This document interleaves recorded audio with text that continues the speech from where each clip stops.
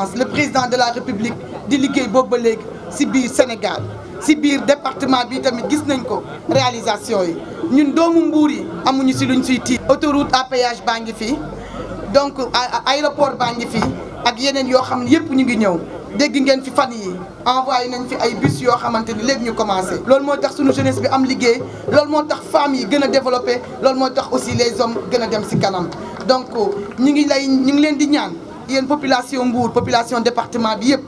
ñu gën a doolee joxante ay loxo gën a doolee liggéey gën a doolee jàppante ba nga xamante ni lii ñuy woote ci politique bi ñu jàll ko ba nga xamante ni su ñëwee ci législative yi président Macky Sall dina am majorité bu confortable ak lii Macky Sall di liggéey boobu ba léegi di ko def di ci sonn ci population sénégalaise pour ñu am émergence yaakaar naa ni kenn du toog ñu koy yàq nag buñ gañee législative yi président de la République day gën a yomb mu am deuxième